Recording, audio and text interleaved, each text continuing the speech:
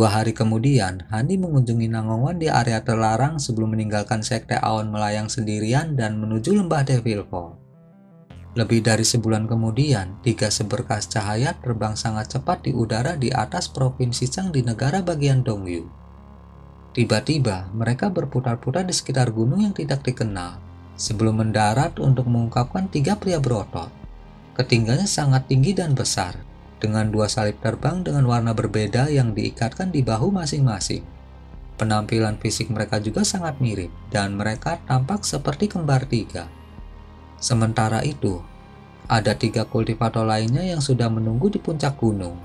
Salah satunya adalah seorang pria tua, yang lainnya adalah seorang sarjana paruh baya, dan yang terakhir adalah seorang pria muda dengan senyuman di wajahnya. Haha. Kuharap kau tidak menunggu terlalu lama, Kakak Hou.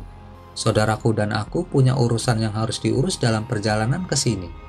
Jadi tolong jangan salahkan kami atas keterlambatan kami. Hah? Apakah kedua murid dari sekte Anda juga? Yang tertua di antara 3 pria berotot itu tertawa terbahak-bahak saat dia berbalik ke arah orang tua. Namun saat dia menyapu pandangannya ke arah pemuda dan sarjana parubaya itu, kebingungan melintas di matanya. Dia menemukan bahwa baik lelaki tua maupun sarjana parubaya itu berdiri di kedua sisi lelaki muda dengan ekspresi hormat di wajah mereka. Bahkan setelah lelaki tua itu mendengar sapaannya, dia hanya menjawab dengan senyum lembut dan tidak berani memulai percakapan dengan mereka bertiga. Ini tentu saja cukup mengejutkan ketiga pria berotot itu. Mereka menyapu indera spiritual mereka ke arah pemuda itu.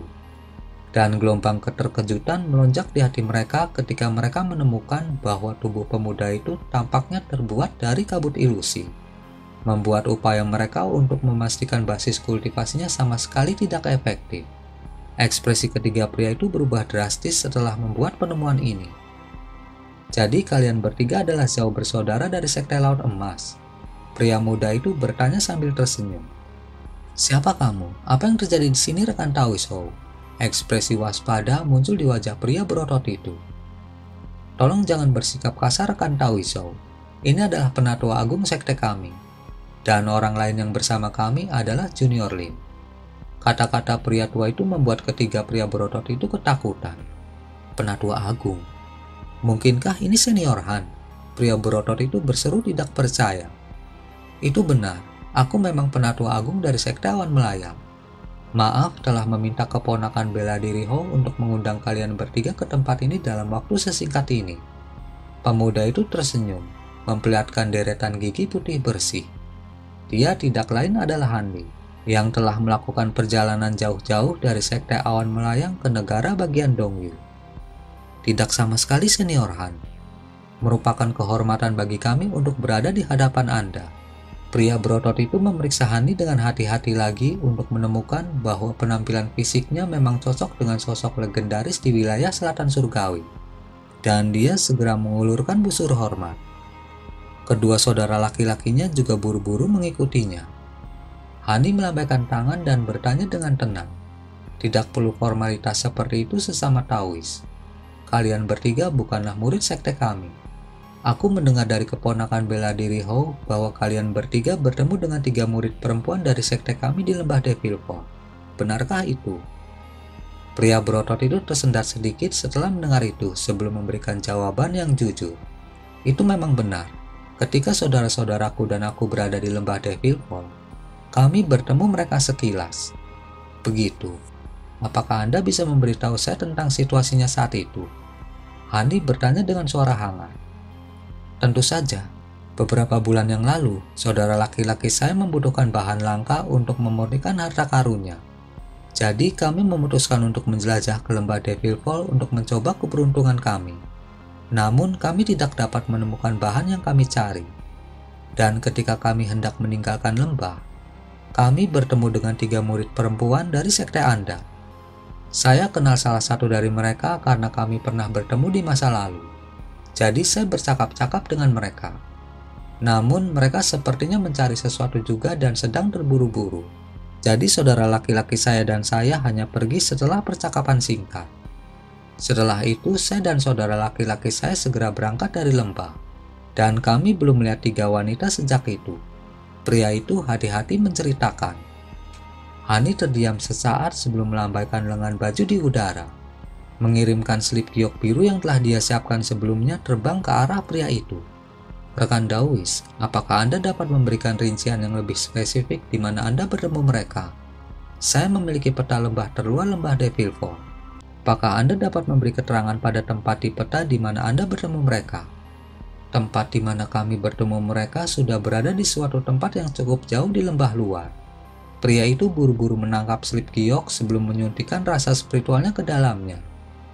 Dia kemudian segera menarik perasaan spiritualnya sebelum menawarkan selip giok kembali ke Hani dengan kedua tangan. Hani mengangkat tangan dan selip giok terbang ke telapak tangannya sebagai seberkas cahaya biru. Dia memasukkan indera spiritualnya ke dalam selip, dan dia mengangkat alisnya sebagai tanggapan atas apa yang dia lihat. Hani menyimpan batu giok itu sebelum memberikan senyuman pada ketiga bersaudara itu, lalu menoleh ke pria tua dan sarjana paruh baya saat dia berkata, "Tempat itu memang sudah sangat dekat dengan lembah bagian dalam. Terima kasih atas bantuanmu sesama Taois. Keponakan bela diri Ho, keponakan bela diri Wu, tolong pertahankan 3 rekan Taois kita. Aku harus pergi sekarang." Tentu saja Paman bela diri Han. Sarjana dan pria tua itu segera membungkuk untuk mengucapkan selamat tinggal pada Hanli. Dan ketiga pria berotot itu juga buru-buru mengikutinya. Cahaya biru cemerlang meletus dari tubuh Hanli, dan dia melesat ke kejauhan, menghilang dari pandangan dalam sekejap mata. Hanya setelah seberkas cahaya biru menghilang di kejauhan, salah satu pria berotot menghela nafas panjang, dan dia bertanya dengan ekspresi tidak percaya di wajahnya, "Kakak Ho, apakah itu benar-benar kultivator hebat baru dari sekte Anda, Senior Hanli?" Pria itu memang tidak lain adalah Paman bela diri Han. Kalian bertiga sangat beruntung bisa bertemu dengannya. Paman bela diri Han telah menjadi sosok yang sangat terkenal di wilayah selatan surgawi. Namun dia sangat jarang muncul di hadapan sekte kami. Murid dan bahkan saya hanya bertemu dia di beberapa kesempatan, kata lelaki tua itu dengan senyum asam. Memang, Paman bela diri Han tidak banyak berinteraksi dengan murid sekte kami. Sudah beberapa dekade sejak saya mencapai tahap formasi inti, dan saya hanya melihatnya sekali dari jauh selama upacara yang baru saja selesai. Kalau tidak demi kakak bela diri perempuan kami kali ini, Penatua Agung kemungkinan besar akan terus tinggal di kediaman guanya. Cendekiawan itu menimpali dengan desahan pelan. Salah satu pria berotot itu tersendat sedikit, sebelum ekspresi muram muncul di wajahnya saat dia berkata, "Jadi itu berarti bahwa 3 murid perempuan yang dimaksud benar-benar telah menghilang di lembah Devil Fall. Kakakku dan aku mendengar beberapa rumor tentang itu baru-baru ini, tapi kami mengira bahwa itu adalah cerita yang dibuat-buat. Dengan keadaan seperti sekarang, tidak ada gunanya menyembunyikan apapun. Ketiga junior perempuan saya benar-benar tampak dalam masalah," pria tua itu mendesak. "Tapi ketiganya adalah kultivator formasi inti. Bagaimana mereka bisa menghilang seperti itu? Mungkinkah mereka berkelana ke lembah dalam?" Pria berotot itu sangat terkejut mendengarnya. "Kemungkinan besar memang begitu. Akan lebih baik jika mereka hanya terjebak di suatu tempat di lembah dalam. Dalam hal ini, Paman bela diri Han pasti bisa menyelamatkan mereka." Cendekiawan itu merenung dengan ekspresi prihatin di wajahnya. Mungkinkah ketiga murid perempuan ini memiliki semacam hubungan khusus dengan Senior Han? Jika tidak, dari suaranya, Senior Han tampaknya bukan tipe orang yang rela terlibat dalam masalah ini. Pria itu berspekulasi. "Hehe, aku mendengar bahwa Senior Song telah mengenal Paman bela diri Han sejak lama. Namun, menurutku faktor utama di balik keputusan Paman bela diri Han untuk memasuki lembah Devil Fall adalah 2 senior lainnya. Aku mendengar Senior Liu adalah salah satu murid dalam nama Senior Han, dan Senior Mu Peiling dulunya adalah pelayan Paman bela diri Han. Sekarang ketiganya telah menghilang pada saat yang sama. Paman bela diri Han secara alami tidak bisa hanya berdiri dan melihat," pria tua itu mengungkapkan sambil tersenyum. Ketiga pria berotot itu semuanya tercerahkan setelah mendengar itu. Saat para kultivator formasi inti ini sedang berdiskusi di antara mereka sendiri, Hanli sudah melakukan perjalanan dengan cepat menuju lembah Devil Fall. Dia memegang lencana giok putih dengan ekspresi kontemplatif di wajahnya saat dia terbang di udara. Tiba-tiba suara lembut seorang anak terdengar di samping telinganya. "Rekan Taoisan, apakah Anda prihatin tentang murid Anda dan pelayan Anda? Atau apakah Anda mengkhawatirkan ketidakmampuan Anda untuk mengumpulkan isi setengah halaman dari buku giok emas itu?" Hani melirik salah satu lengan bajunya sebelum menjawab dengan tenang. Mereka bertiga kemungkinan besar telah memasuki lembah terdalam lembah Devil Fall. Dan selama tidak ada yang terjadi pada mereka, seharusnya tidak terlalu sulit untuk menyelamatkan mereka. Adapun teks perak miring yang Anda ajarkan kepada saya, apakah Anda yakin tidak ada beberapa hal yang telah Anda abaikan untuk disebutkan? Bagaimana mungkin konten di setengah halaman ini begitu sulit untuk diuraikan? Setelah selama ini, saya hanya berhasil mengkonfirmasi satu hal, yaitu bahwa halaman tersebut memang berisi metode pemurnian jimat, tetapi yang lainnya terlalu mendalam. Hehe, itu sudah diduga. Lagi pula, setengah halaman ini berisi metode penyempurnaan jimat yang ditinggalkan oleh Abadi. Jika seorang kultivator dunia manusia sepertimu bisa mengumpulkan isinya dengan mudah, maka aku akan sangat ragu dengan keaslian setengah halaman ini. Lagi pula, Anda hanya punya setengah halaman untuk referensi. Jadi secara alami akan lebih sulit untuk memahami isinya. Anak kecil itu terkekeh. "Kamu benar. Aku akan menjelajahi setengah halaman ini lagi lain kali." Hani mengangguk saat lencana giok itu disimpan. Setelah hening sejenak, anak kecil itu dengan tenang bertanya, "Rekan Taoisan, aku sudah mengajarimu teks perak miring dan memberimu metode penyempurnaan untuk benang roh api dan mata penghancur hukum. Bukankah sudah waktunya bagi Anda untuk memenuhi janji Anda untuk membantu saya mengatasi kesengsaraan petir tahap metamorfosis saya?" Yakinlah rekan Taois, saya tidak pernah menarik kembali kata-kata saya.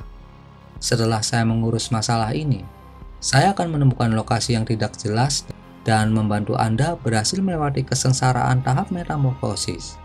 Jawab Handi. Bagus, hanya itu yang perlu kudengar. Anak kecil itu sepertinya sangat puas dengan jawaban Hanli dan segera terdiam setelahnya. Hanli juga tetap diam saat dia terbang di udara dengan kecepatan penuh, menghilang dari pandangan hanya setelah beberapa kilatan. Setengah hari kemudian di pintu masuk lembah Devil Fall, formasi teleportasi yang didirikan oleh Sekte Roh Hantu masih berdiri. Namun ada lapisan debu tebal di atasnya, menandakan itu tidak digunakan selama bertahun-tahun. Itu masuk akal, mengingat sebagian besar batasan dan celah spasial yang tak terhitung jumlahnya di sekitar pinggiran lembah Devil Fall telah menghilang, dan bahkan lapisan terluar dari batasan hampir tidak ada lagi. Siapapun dengan basis kultivasi di tahap formasi inti atau di atasnya dapat dengan mudah mengakses lembah, dan mereka bahkan tidak perlu masuk melalui pintu masuk yang ditentukan. Dengan demikian, formasi teleportasi yang dibuat oleh Sekte Roh Hantu benar-benar mubazir. Tentu saja, pintu masuk ke lembah Devil Fall masih merupakan tempat yang diakses sebagian besar kultivator saat memasuki lembah Devil Fall. Bagaimanapun, ini adalah jalan yang telah dilalui oleh para kultivator yang tak terhitung jumlahnya. Jadi secara alami itu adalah jalan yang jauh lebih aman daripada alternatif lainnya. Namun saat ini ada 5 atau 6 kultivator yang berdiri di dekat formasi teleportasi, yang semuanya mengenakan pakaian berbeda dan mereka sepertinya sedang mendiskusikan sesuatu. Mereka semua adalah kultivator formasi inti, dan salah satunya adalah kultivator formasi inti akhir. Mereka semua sepertinya bersiap untuk memasuki lembah bersama melalui pintu masuk. Tiba-tiba suara sesuatu yang mendesing di udara terdengar di kejauhan, dan kelompok kultivator semua dikejutkan oleh suara ini saat mereka buru-buru berbalik ke arah itu. Di sana, mereka menemukan seberkas cahaya biru yang berkedip cepat di udara. Ketika mereka mencoba untuk melihat lebih dekat, cahaya biru tiba-tiba berkedip dan menghilang. Ekspresi mereka berubah secara drastis, dan mereka melepaskan indera spiritual mereka ketika suara yang sama meledak lebih dari 100 kaki dari mereka. Cahaya biru langit bersinar tepat di depan mata mereka sebelum menghilang ke lembah. Bahkan dengan begitu banyak kultivator formasi inti yang hadir, tidak satu pun dari mereka yang mampu melihat sekilas apa yang baru saja terbang melewati mereka. Mereka semua saling memandang, hanya untuk menemukan keheranan mereka sendiri tercermin di mata semua orang. Garis cahaya biru itu secara alami tidak lain adalah Handi yang terbang dengan kecepatan penuh. Dia tidak punya waktu untuk disia-siakan dengan beberapa kultivator formasi inti, dan melaju langsung ke lembah Devil Fall, langsung menuju ke tempat yang telah dijelaskan oleh pria dari Sekte Laut Emas pada Slip Gyo. Jika dia mengingatnya dengan benar, tempat itu sepertinya tidak jauh dari tempat dia memasuki lembah dalam pada kesempatan sebelumnya dengan peri ungu dan kultivator Sekte Roh Hantu. Lagi pula, Song Yu berteman baik dengan peri ungu, jadi masuk akal kalau dia tahu tentang tempat itu. Dengan pemikiran itu, tidak banyak lagi yang perlu dipertimbangkan Handi saat dia menuju ke arah itu. Sebagian besar celah spasial di lembah luar telah menghilang. Jadi, Handi hampir bisa terbang dengan kecepatan penuh. Pada tingkat ini, dia hanya membutuhkan setengah hari untuk mencapai celah es yang sangat besar di mana seseorang dapat mengakses lembah bagian dalam. Garis cahaya biru berputar di udara sebelum Handi terbang ke celah es tanpa ekspresi. Beberapa jam kemudian, Handi akhirnya muncul dari celah es. Tetapi dia segera menarik cahaya biru di sekitarnya dan melayang di udara di tengah angin yang menusuk tulang. Di dalam lembah dalam, indera spiritualnya masih sangat terbatas. Jadi akan sangat sulit baginya untuk mencari di udara hanya dengan indera spiritualnya. Setelah merenungkan situasinya sebentar, Handi menepuk kantong binatang roh yang tergantung di pinggangnya. Suara dengungan keras segera terdengar saat kumbang pemakan emas yang tak terhitung jumlahnya menyerbu keluar dari kantong, membentuk awan kumbang emas yang berputar di udara di atas kepalanya. Dia dengan cepat membuat serangkaian segel tangan dan melemparkan beberapa segel mantra ke segerombolan kumbang secara berurutan. Dia kemudian duduk di tanah dengan kaki berlipat dan perlahan menutup matanya. Awan kumbang emas terbelah dengan sendirinya, berubah menjadi bunga emas yang tak terhitung jumlahnya yang melesat ke segala arah, menghilang dalam sekejap mata. Handi telah membagi indera spiritualnya menjadi untayan yang tak terhitung jumlahnya untuk mencari ketiga wanita itu. Mengingat bahwa ketiga wanita itu hanya berada di tahap formasi inti dan tidak satupun dari mereka adalah individu yang gegabah, proses pemikiran Handi adalah bahwa bahkan jika mereka berkelana ke lembah dalam, mereka tidak akan melangkah terlalu jauh ke kedalamannya. Karena itu, dia hanya mencari di area yang relatif kecil pada awalnya. Setelah gagal menemukan petunjuk di area itu, Handi terbang beberapa puluh kilometer lebih jauh ke lembah dalam sebelum melepaskan kumbang pemakan emasnya lagi. Dengan demikian, Handi secara alami dapat dengan mudah menemukan beberapa jejak yang ditinggalkan oleh tiga wanita di gunung, tempat ketiga wanita tersebut telah mencari tanaman roh ilusi. Setelah membuat penemuan ini melalui penggunaan kumbang pemakan emas, Handi sangat gembira, dan dia segera menuju ke tempat itu secara langsung untuk memeriksa lebih dekat. Akibatnya, dia menemukan beberapa tanda untuk memverifikasi bahwa ketiga wanita itu benar-benar memasuki lembah dalam, dan mereka telah tinggal di gunung ini untuk waktu yang cukup lama. Namun ketika dia memperluas cakupan pencariannya lagi, tidak ada petunjuk lebih lanjut yang bisa ditemukan. Pada akhirnya, Handi kembali ke puncak gunung dan berpikir keras. Setelah periode kontemplasi, dia tiba-tiba mengeluarkan teriakan panjang dan semua kumbang pemakan emas dalam radius beberapa puluh kilometer terbang kembali ke arahnya sebelum mereka disimpan ke dalam kantong makhluk rohnya lagi. Namun, Handi kemudian segera mengeluarkan kantong lain. Dari dalamnya, 12 kelabang putih bersalju terbang keluar. Mereka tidak lain adalah kelabang es bersayap 6. Handi membuat segel tangan dan 12 kelabang bubar atas perintahnya, berubah menjadi 12 hembusan angin glasial yang menghilang ke berbagai arah dalam sekejap mata. Sementara itu, Handi tetap terpaku di tempat. Setelah periode waktu yang tidak ditentukan, Handi bergerak saat dia berubah menjadi seberkas cahaya biru dan terbang kembali ke arah asalnya.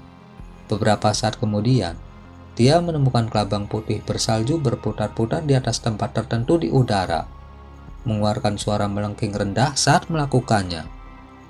Mata Handi sedikit menyipit saat dia segera terbang ke kelabang putih bersalju. Dia melihat ke bawah ke tanah, hanya untuk menemukan benda hitam panjang dan tipis di bawah. Benda ini tergeletak di sepetak rumput, membuatnya tampak seolah-olah itu adalah cabang hitam yang benar-benar tidak mencolok. Jadi tidak heran jika kumbang pemakan emasnya tidak menemukannya sebelumnya. Alis Handi berkerut saat dia mengangkat tangan dan benda seperti cabang tersedot ke tangannya. Dia memeriksa objek itu dengan hati-hati, yang ekspresinya berubah dengan cermat. Ini bukan cabang, itu jelas merupakan bagian kecil dari antena. Selanjutnya, dari ki glasial yang dipancarkan benda ini, itu tidak lain adalah perasa dari kumbang es bersayap 6. Namun, kumbang es bersayap 6 memiliki antena putih murni. Namun yang ini hitam seperti tinta, dan aura gelap yang memancar darinya juga merupakan sesuatu yang sangat akrab dengan Hanli. Ini tidak lain adalah ki iblis kedalaman Yin. Selanjutnya, ki yang jahat ini tampaknya lebih murni dari yang digunakan oleh Zenith Yin. Hanli membelai bagian kecil dari antena, dan gelombang shock melonjak di dalam hatinya. Seseorang harus menyadari bahwa ki iblis Yin mendalam hanya dapat dikultivasikan menggunakan seni Yin yang mendalam. Dan selain dari Zenith Yin dan Wuchou, keduanya telah jatuh oleh tangannya. Sebagian besar murid Zenith Yin lainnya belum diberikan secara keseluruhan seni kultivasi ini. Dengan demikian, tidak mungkin mereka dapat menumbuhkan ki iblis yang murni dan melakukan perjalanan ke wilayah selatan surgawi. Ekspresi Hanli cukup bingung saat dia berpikir keras. Tunggu, ada sesuatu yang lain yang mengetahui semua mantra dalam seni Yin yang mendalam, dan telah mengembangkan ki iblis Yin yang mendalam. Sepertinya itu juga akan dapat menumbuhkan ki jahat ini ke tingkat kemurnian yang tinggi. Sebuah pikiran tiba-tiba terlintas di benak Hanli saat ekspresi aneh muncul di wajahnya. Mungkinkah jiwa baru lahir roh kayu juga telah kembali ke wilayah selatan surgawi? Hanli bergumam pada dirinya sendiri saat dia melihat ke langit. Dia tidak pernah memikirkan jiwa baru lahir kedua yang hilang ini. Setelah kembali ke wilayah selatan surgawi, dia seharusnya segera berangkat untuk mencari jiwa baru lahir ini. Namun, Nangongwan masih belum keluar dari dinding es, dan perhatiannya terhadapnya mencegahnya untuk memulai perjalanan yang begitu jauh. Lebih jauh lagi, bertahun-tahun telah berlalu, dan jika jiwa baru lahir kedua ini mampu mencapai kemauan hidup, maka itu akan dilakukan sejak lama. Karena itu, dia telah mengesampingkan masalah ini sepenuhnya dan memutuskan untuk melakukan perjalanan ke dataran Mulan beberapa tahun kemudian. Namun, tampaknya jiwa baru lahir kedua ini telah kembali ke wilayah selatan surgawi atas kemauannya sendiri dan bersembunyi di dalam lembah Devilfall. Kalau begitu, kemungkinan besar ada hubungannya dengan lenyapnya trio Mopailing, yang ironisnya berarti mereka kemungkinan besar masih aman. Bagaimanapun, jika jiwa baru lahir telah sepenuhnya mereplikasi ingatan dan emosinya, bahkan jika kepribadiannya telah diubah setelah bertahun-tahun, masih sangat tidak mungkin itu akan membunuh ketiga wanita itu dengan darah dingin. Hanli memasang ekspresi serius saat dia mempertimbangkan semua kemungkinan yang terlibat. Setelah bertahun-tahun berlalu, jiwa baru lahir kedua kemungkinan besar sudah memiliki tubuhnya sendiri. Selanjutnya, dari saat dia memasuki lembah dalam, dia tidak merasakan jejak dari mayat iblis berdaulat yang telah dia tanam sedikit indera spiritualnya. Dengan pemikiran itu, tampaknya mayat iblis belum ditundukkan oleh jiwa baru lahir kedua. Itu pasti dimiliki sebagai gantinya. Pikiran yang tak terhitung jumlahnya melintas di benak Hanli saat dia menempatkan dirinya di posisi jiwa baru lahir kedua, dan kebenaran segera menjadi jelas baginya. Dia mengelus dagunya dan menghela nafas panjang. Tepat pada saat ini, kelabang yang tersisa semuanya terbang ke arahnya dari arah yang berbeda, dan sepertinya mereka tidak menemukan apapun. Hanli tidak terlalu terkejut dengan itu. Alasan mengapa dia menarik kumbang pemakan emas dan melepaskan 12 kelabang es bersayap 6 sebagai gantinya adalah secara alami karena Liu Yu membawa 6 kelabang es bersamanya juga. Meskipun serangga rohnya jauh lebih rendah dibandingkan dengan miliknya, itu mungkin untuk menemukan ketiga wanita melalui hubungan antara serangga roh. Namun mengingat pelaku di sini kemungkinan besar adalah jiwa baru lahir keduanya, pasti akan mengambil tindakan untuk mencegah metode ini bekerja. Hanli menyimpan kelabang dan merenungkan situasi dalam diam dengan ekspresi gelap di wajahnya. Sepertinya aku harus menggunakan metode itu untuk melacak mereka.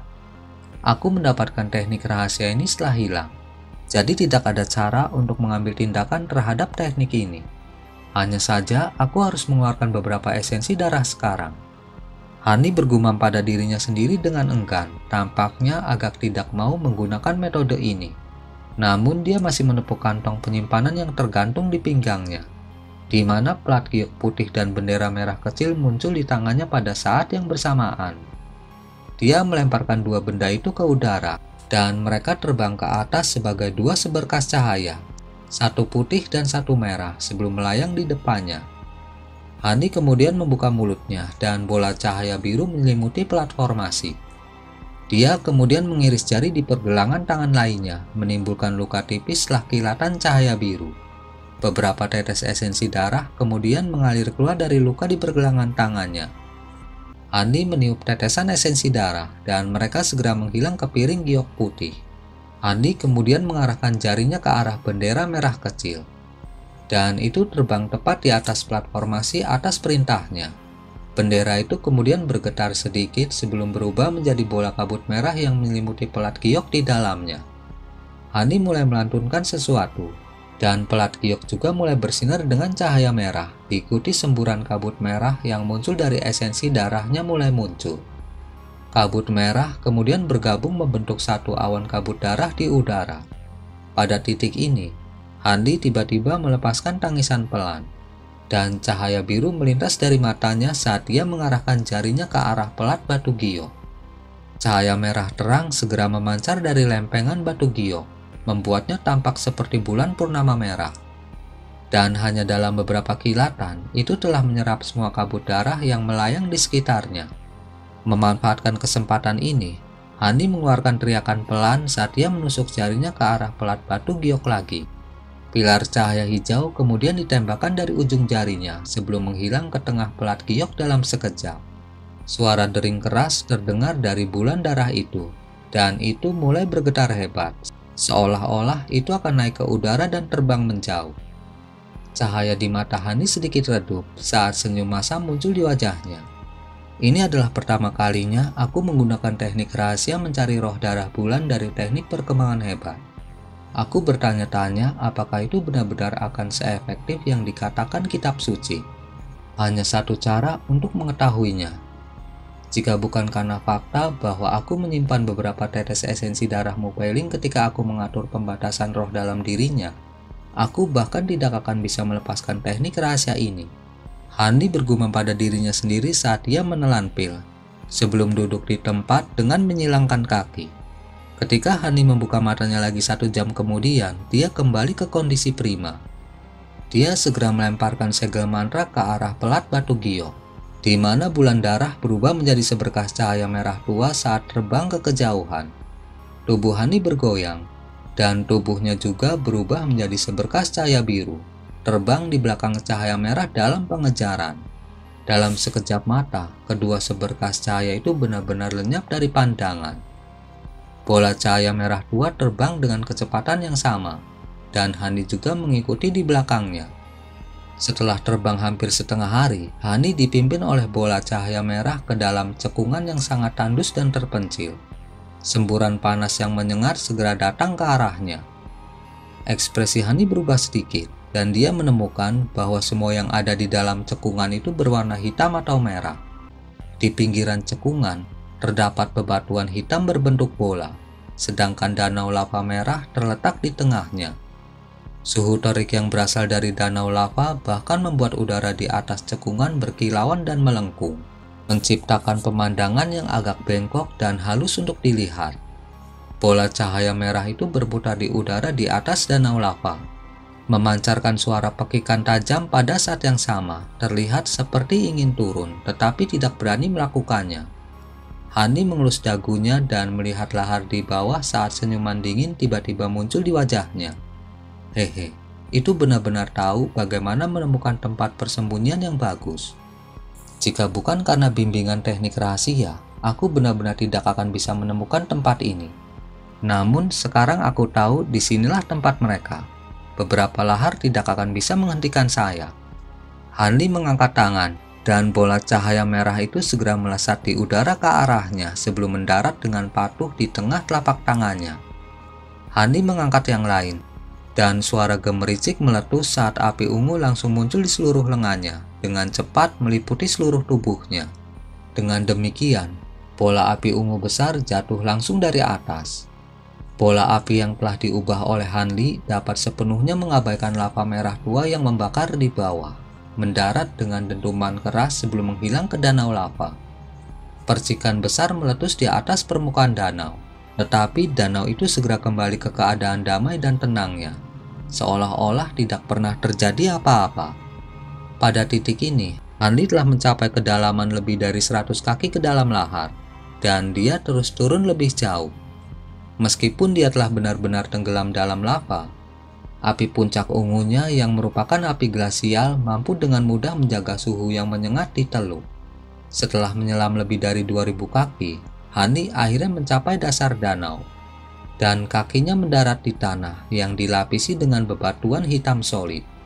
Dia melihat sekeliling dan tidak dapat melihat apapun selain dari hamparan luas merah tua di segala arah. Alis Hanli berkerut saat dia menyuntikkan kekuatan spiritual ke matanya, di mana cahaya biru melintas di dalam pupil matanya. Dia telah melepaskan mata roh cerahnya.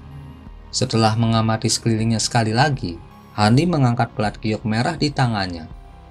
Pelat giok bergoyang sebelum berderak tanpa henti ke arah tertentu, seolah berusaha melepaskan diri dari genggamannya. Hanli segera terbang ke arah itu, dan setelah terbang untuk jarak tertentu, pelat giok tiba-tiba berhenti berderak, tiba-tiba jatuh ke bawah. Hanli bisa bereaksi tepat waktu, dan menangkap lempengan batu giok itu lagi. Baru setelah itu, dia bisa mencegahnya keluar dari kepompong pelindung yang dibentuk oleh api ungu. Di saat yang sama, dia juga mengarahkan pandangannya tepat ke bawah dirinya.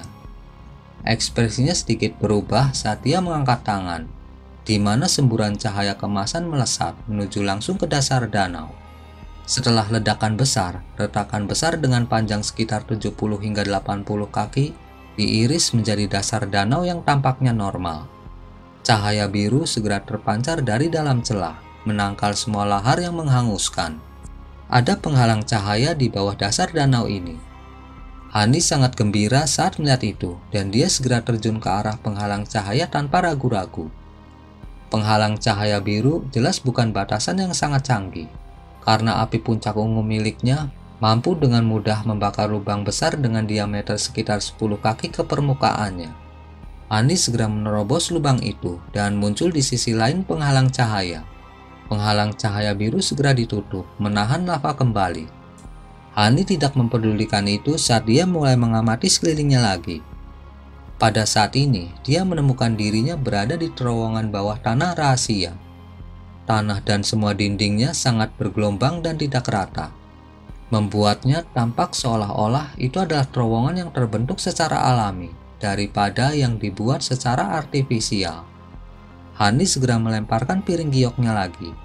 Pelat giok berputar di udara sebelum berubah menjadi bulan merah tua lagi dan meluncur lebih dalam ke terowongan. Hanli naik ke udara tanpa ekspresi dan mengikuti di belakang bulan darah. Setelah terbang sekitar 2 hingga 3 km, terowongan mulai menanjak secara bertahap. Setelah maju sekitar 1000 kaki atau lebih, Hanli akhirnya melihat cahaya di depan, menunjukkan bahwa dia telah tiba di pintu keluar. Bulan darah segera terbang menuju cahaya tanpa ragu-ragu. Namun Hanli memasang ekspresi agak waspada saat dia mengepakkan lengan bajunya tanpa suara untuk memanggil bola api 3 warna. Ini tidak lain adalah kipas triplem miliknya. Hanli menggenggam kipas di tangannya dan tubuhnya bergoyang, membawanya ke pintu keluar terowongan di saat berikutnya, di mana dia berdiri memeriksa sekelilingnya dengan hati-hati. Lengkungannya sangat gelap dan redup, namun semuanya sangat jelas bagi mata roh cerahnya. Ini adalah gua bawah tanah alami, dan tampaknya sama sekali tanpa kehadiran manusia. Hanli mengangkat alisnya saat pandangannya tertuju pada pintu keluar di ujung gua, yang sepertinya mengarah ke gua lain. Pada saat ini, bulan darah terbang langsung menuju pintu keluar itu. Namun, momentumnya terhenti begitu mencapai pembukaan, dan itu mulai mengeluarkan suara mendengung yang tajam. Retakan tajam kemudian terdengar, dan selusin retakan hitam tipis muncul di permukaan bulan darah. Setelah satu kilatan terakhir, bulan merah itu hancur menjadi titik cahaya. Bukannya terkejut saat melihat ini, Hanli justru sangat gembira. Hanya butuh beberapa langkah baginya untuk mencapai gua lain yang terhubung dengan gua ini. Dan dia mendapati dirinya berada di dalam gua yang bahkan lebih besar dari yang sebelumnya. Namun ketika dia memfokuskan pandangannya dan melihat sekelilingnya, dia sedikit goyah pada pemandangan yang dia lihat. Seluruh gua dipenuhi dengan kabut hitam pekat yang menyelimuti hampir setiap inci ruang di dalam area tersebut. Namun begitu beberapa kabut ini mencapai pintu keluar gua, mereka sama sekali tidak dapat maju lebih jauh. Tampaknya telah dihentikan oleh penghalang tak terlihat. Dengan mata roh cerahnya untuk meningkatkan penglihatannya, gua hitam pekat yang akan membuat kultivator normal benar-benar buta sama jelasnya dengan udara bagi Hanli. Dengan demikian, dia dapat segera melihat ketiga wanita yang berbaring diam di tengah gua. Mereka tidak lain adalah trio Mupailing. Di bawah mereka bertiga, ada mantra formasi aneh yang berkilauan dengan cahaya spiritual yang redup. Dan kabut hitam terus-menerus dikeluarkan dari formasi itu. Hani tidak segera bergegas menyelamatkan ketiga wanita itu. Sebagai gantinya, dia memeriksa setiap inci gua dengan indera spiritualnya. Dan setelah memverifikasi bahwa jiwa baru lahir keduanya tidak bersembunyi di bayang-bayang di suatu tempat, dia dengan tegas berpura-pura melakukan gerakan meraih ke udara saat pembukaan gua. Cahaya keemasan berkedip dan suara sesuatu yang pecah terdengar. Kabut hitam pekat segera keluar dari dalam gua lain dan jatuh langsung ke arah Hanli. Namun Hani hanya membuat segel tangan, dan petir keras meletus saat lapisan busur petir emas muncul di seluruh tubuhnya. Semua kabut hitam yang bersentuhan dengan busur petir segera direduksi menjadi ketiadaan. Hani melangkah maju dan langsung mengarungi kabut hitam. Busur keemasan petir menari di sekelilingnya di tengah semburan yang tidak menentu, menjaga semua kabut hitam tetap menjauh. Namun kabut hitam tampaknya memiliki kecerdasan saat berkumpul untuk membentuk selusin ular hitam dengan ukuran berbeda dalam sekejap mata. Ular-ular itu mengelilingi Hani dengan sikap mengancam, ingin melemparkan diri ke arahnya, tetapi tidak berani melakukannya. Ekspresi Hani menjadi gelap saat melihat itu, dan kipas Glyphem di tangannya menghilang dalam sekejap. Pada saat yang sama, busur petir yang muncul di seluruh tubuhnya menjadi lebih menyilaukan. Dia menyapu lengan bajunya di udara dan dua petir emas melesat, merobek ular hitam dengan mudah dan menguranginya menjadi ketiadaan dalam sekejap mata. Kedua petir itu kemudian melanjutkan serangan mereka, menyapu kabut hitam di sekitarnya dengan sembrono. Di tengah serangkaian ledakan yang bergemuruh, kabut hitam benar-benar diberantas, dan Hani dapat mengakses formasi tanpa hambatan lebih lanjut. Setelah melihat sekilas formasi ini, Hani sudah bisa mengatakan bahwa ini hanyalah formasi ilusi yang sangat sederhana. Tampaknya kekuatan sihir ketiga wanita itu pasti dibatasi. Jika tidak, formasi kaliber ini tidak cukup untuk menjebak tiga kultivator formasi inti.